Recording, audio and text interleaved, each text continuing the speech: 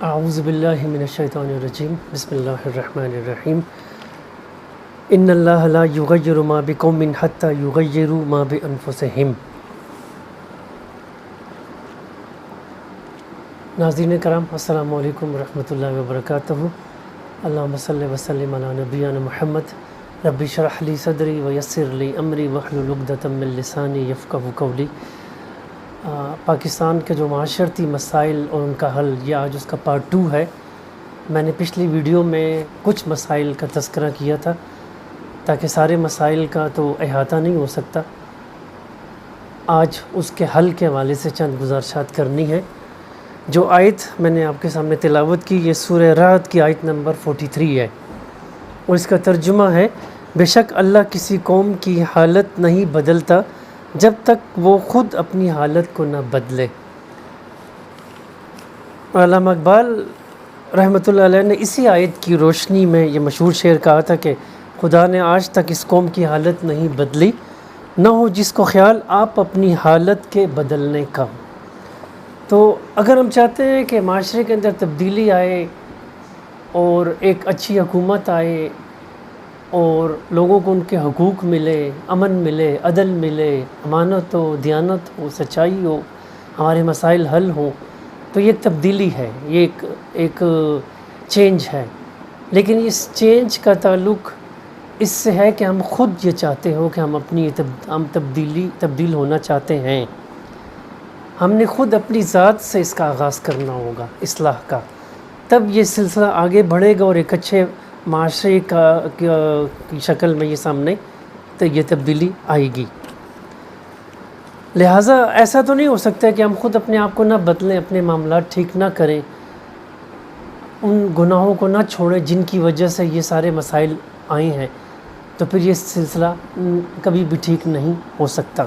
پاکستان کے جو معاشرتی مسائل کے حل کے لیے ایک تو ہمیں یہ کرنا ہوگا کہ عوام کی اصلاح کے لیے مسلسل جد و جہد کرنی ہوگی، کیونکہ عوام کہتے ہیں نا، جیسا دودھ ویسا مکھن، جیسی عوام ہوگی ویسی حکومت بھی ہوگی۔ تو اگر عوام کی اصلاح ہو تو اس سے ایک اچھی حکومت اور اچھے ادارے وجود میں آئیں گے، اور نتیجتاً معاشرہ ایک صحیح معاشرہ وجود میں آئے گا۔ ہم کہہ سکتے ہیں کہ ایک ریاست مدینہ کی طرف ہم بڑھ سکتے ہیں۔ لہٰذا اسلامی تعلیمات کی روشنی میں ہمیں کام کرنا ہوگا، یعنی دین کی دعوت دینی ہوگی اور اخلاق کی تربیت کرنی ہوگی۔ جب تک یہ کام ہم نہیں کریں گے، معاشرے کی اصلاح نہیں ہو سکے گی۔ دیکھیں نا، میں نے جو کہا تھا کہ قتل ہے اور دھوکہ ہے اور جھوٹ ہے اور ملاوٹ ہے اور دودھ میں کیمیکلز مل رہے ہیں اور کیا کیا، اور مثالوں کے اندر کیا شامل کیا جا رہا ہے، اور لڑائی جھگڑے اور طلاق کی ریشو ہے، اور نشے کا استعمال بڑھ رہا ہے تعلیمی اداروں کے اندر، نوجوانوں کے اندر بے حیائی بڑھ رہی ہے۔ تو ان سب چیزوں کا حل یہی ہے کہ ہم اللہ کی جناب میں توبہ کریں اور اس کے دین پر خود بھی دین کو سیکھیں، اس کو سمجھیں، اس پر خود بھی عمل کریں اور اس کی دعوت دیں اور اس کے دین کو قیام کے لیے کوشش کریں۔ تو ایک تو یہ کام ہمیں کرنا ہوگا، تب پاکستان کے حالات بدلیں گے، جس چیز کے لیے پاکستان بنایا گیا تھا، جس کے لیے ہم نے یہ خطہ حاصل کیا تھا۔ دوسرا یہ ہے کہ حکومت کی سطح پر ایسے قوانین کا نفاذ کرنا ہوگا کہ جن سے معاشرتی جرائم کا خاتمہ ہو۔ جب تک وہ قوانین نہیں آئیں گے، اس پر عمل درآمد نہیں ہوگا، اس وقت تک جو ایک شخص جرم کرتا ہے، چوری کرتا ہے، جھوٹ بولتا ہے، دھوکہ کرتا ہے، کسی یتیم کا مال کھاتا ہے، کسی کی وراثت دبا دیتا ہے، تو کیسے اس کو اگر پکڑ کے اس کو سزا نہیں ہوگی تو بات کیسے آگے بڑھے گی؟ اصلاح معاشرہ کیسے ہوگی؟ اصلاح معاشرہ کے 2 پہلو ہیں، ایک دعوت، وعظ و نصیحت، اخلاقی تربیت، والدین کی نگرانی، اور دوسرا حکومت کی سطح پر اس کی نگرانی اور ایسے ادارے کا قیام کہ جو ان چیزوں کو دیکھے۔ یعنی حکومت خود ایک بہت بڑا ادارہ ہے، جیسے پولیس ہے، جیسے قانون نافذ کرنے والے ادارے ہیں۔ تو جب تک جو برائی کو قوت سے نہ ختم کیا جائے گا، اس وقت تک برائی خود نہیں ختم ہوگی۔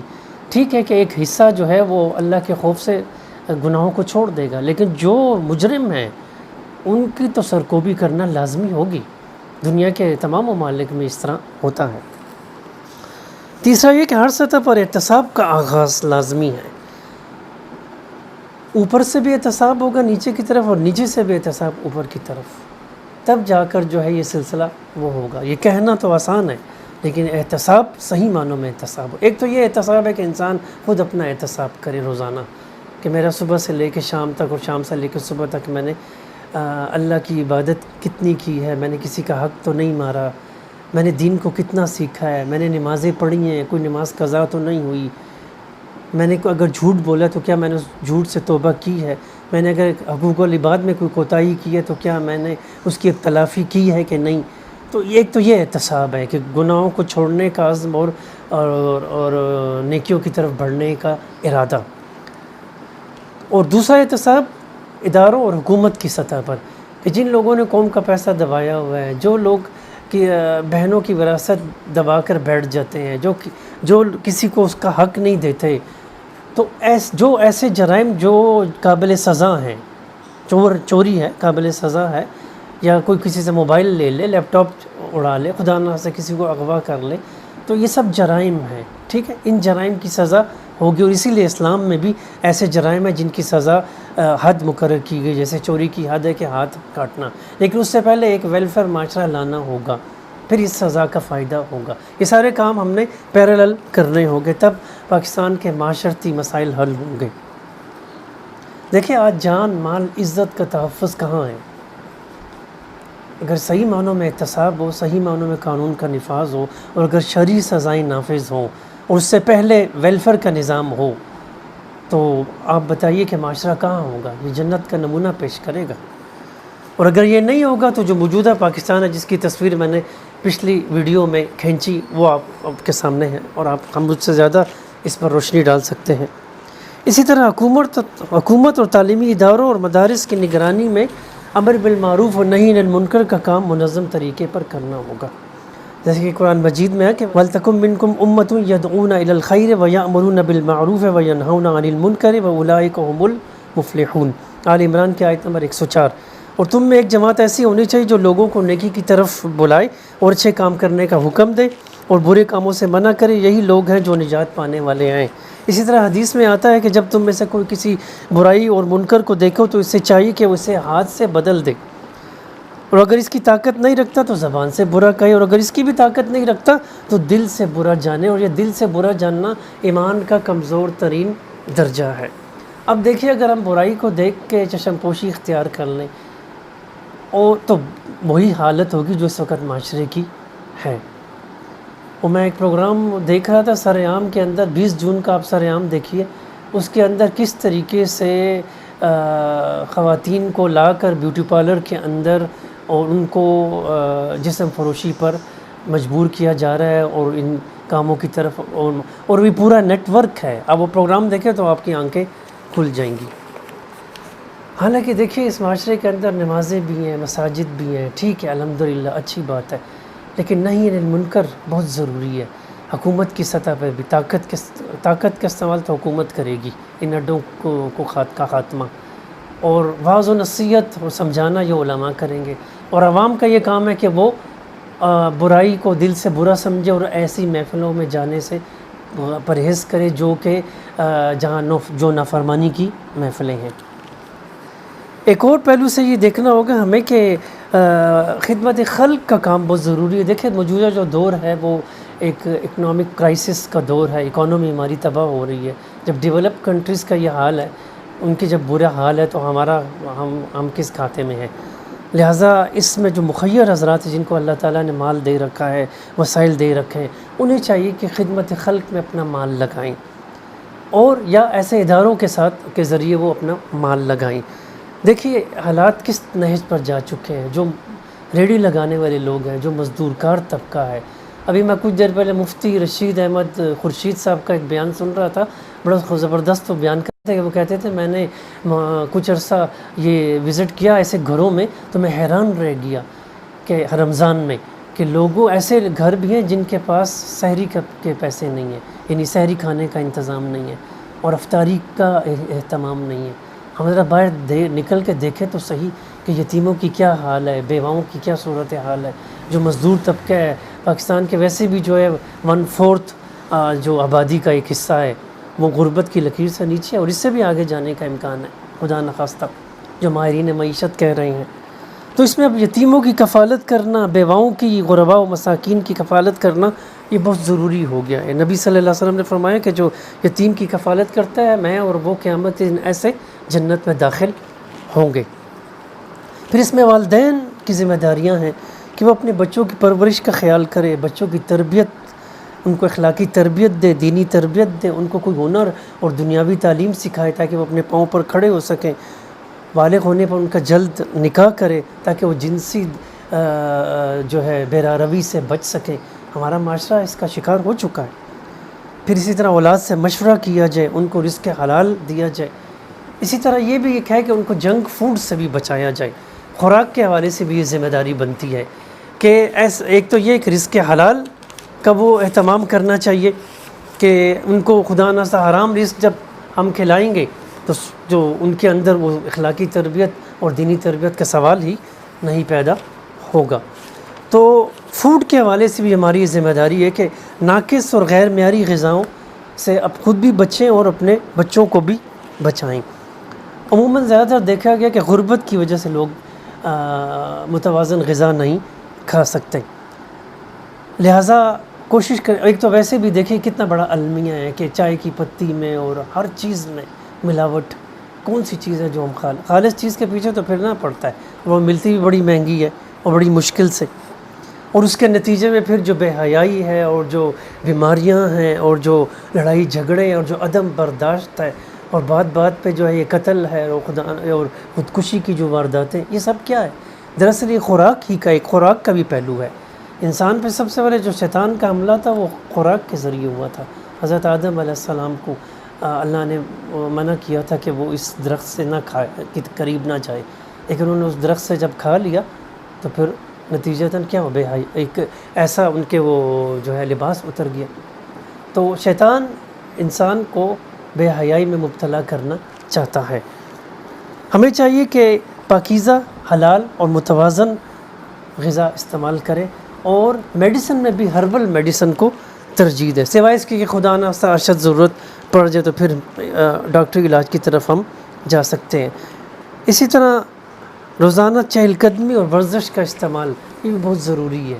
ایک تو اس سے ہماری صحت اچھی رہے گی، دوسرا یہ ہے کہ انسان کے مزاج کے اندر اعتدال آتا ہے، تیسرا یہ کہ اس کے اندر بچوں کو اور اہل خانہ کو شامل کرنا چاہیے اور یہ بہت ضروری ہے، ایک جائز تفریح۔ اب ہے تعلیم کے حوالے سے چند باتیں میں کہنا چاہوں گا۔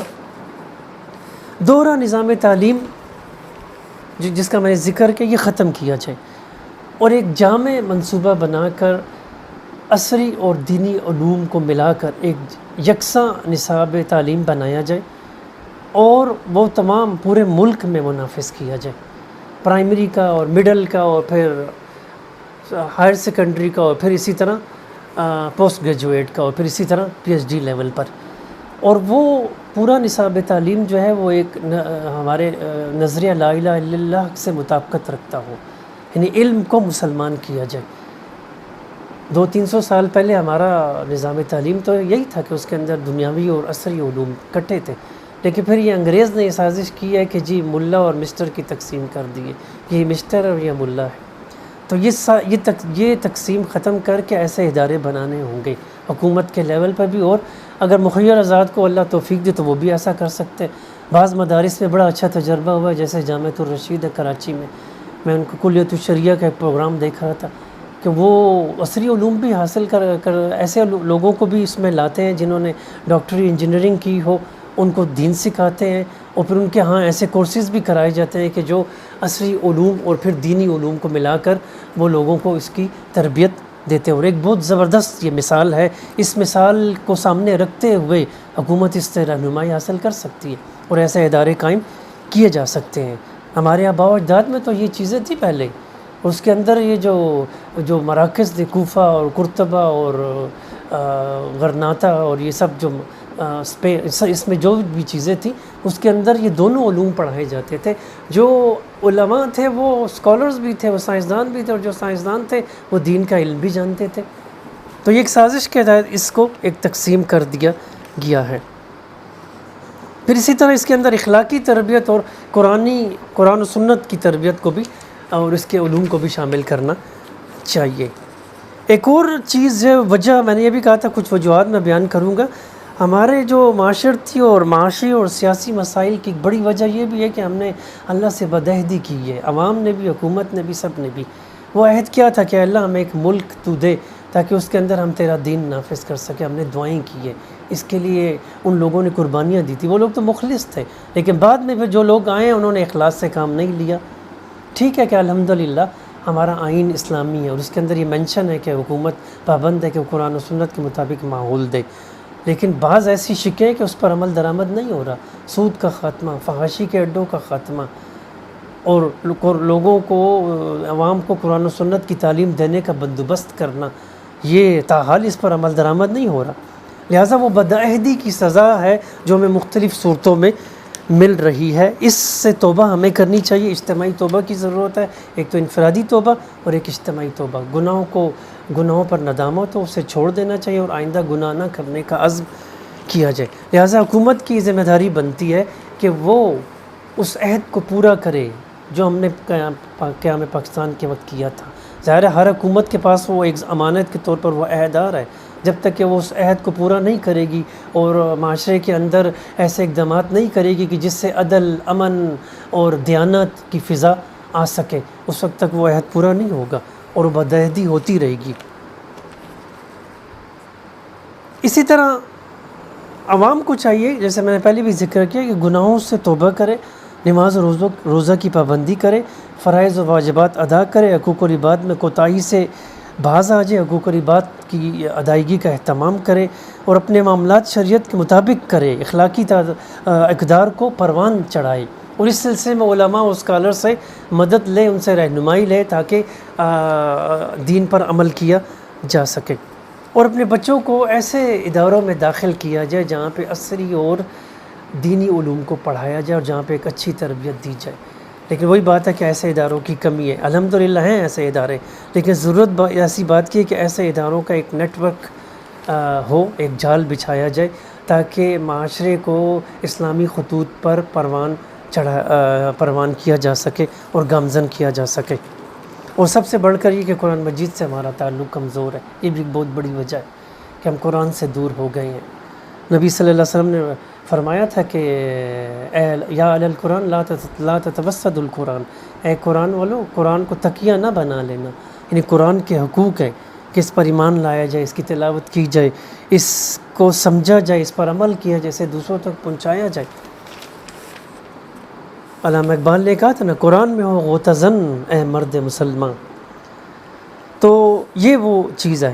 اسی طرح میں نے یہ کہا تھا کہ گھر اور خاندان کمزور ہو رہے ہیں، تو اس کی بھی بڑی وجوہات ہیں، سوشل میڈیا، موبائل کا غلط استعمال اور دین سے دوری اور نکاح میں تاخیر اور شیطان کی پیروی، یہ وجوہات ہیں۔ اس کا حل کیا ہے کہ ہم شیطان کی باتوں میں نہ آئیں، ہم دین کو سمجھیں، دین پر چلیں۔ دیکھیں آپ کہتے ہوں گے کہ تو دین کے حوالے سے ہر بات کر رہا ہے، تو پاکستان کس کے نام پہ بنا تھا؟ پاکستان کا دستور کیا ہے؟ پاکستان کا آئین کیا ہے؟ ہمارا سرکاری مذہب اور دین کیا ہے؟ اسلام۔ تو ہم کس کے مطابق بات کریں؟ اور اسلام ہی واحد دین ہے جو نہ صرف پاکستان کے تمام مسائل کا حل دے سکتا ہے، بلکہ وہ پوری دنیا کے مسائل کا حل قیامت تک دے سکتا ہے۔ شرط یہ ہے کہ آپ اس کو سمجھیں، اس پر عمل کریں اور اپنی پالیسیز اس کے مطابق بنائیں۔ لہٰذا گھر کو مضبوط کرنے کے لیے یہ ضروری ہے کہ میاں بیوی ایک دوسرے کے حقوق و فرائض کو سیکھ کر ان پر عمل کریں، بچوں کو وقت دیا جائے، ان کی اخلاقی تربیت کی جائے، ٹھیک ہے۔ اسی طرح بالغ ہونے پر ان کا جلد نکاح کر دیا جائے، جیسے کہ میں نے پہلے بھی کہا ہے۔ یہ نہ کرنے سے وہ مسائل اٹھ رہے ہیں کہ ہم جس کو سوچ بھی نہیں سکتے۔ نہ بہت مار پیٹ ہو، نہ بہت لاڈ پیار ہو، اور گھروں کے اندر مطالعہ قرآن و حدیث کا سلسلہ شروع کیا جائے۔ اسی طرح اخلاقیات میں ضروری ہے کہ اخلاقی اقدار کا ہم خیال رکھیں، سچ کو پروان چڑھائیں اور امانت کو پروان چڑھائیں، لیکن اس کے لیے تربیت اور نگرانی کی ضرورت ہے۔ علامہ اقبال نے کہا تھا نا کہ سبق پھر پڑھ صداقت کا، عدالت کا، شجاعت کا، لیا جائے گا تجھ سے کام دنیا کی امامت کا۔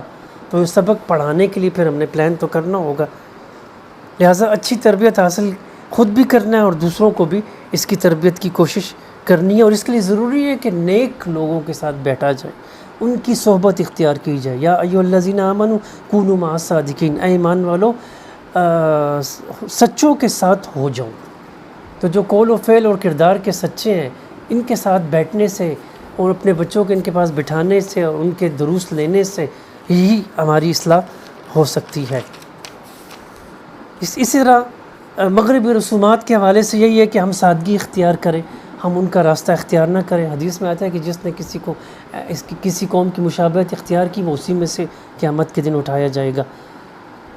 تو اور بدعات کے لیے بھی ضروری ہے کہ ہمیں دین کا پتہ ہو، اویئرنس ہو، تاکہ جو میں نے جتنی بدعات کا ذکر کیا تھا، کل 40واں برسی، یہ سب جو ہے پیسے کا ضیاع اور وقت کا ضیاع ہے۔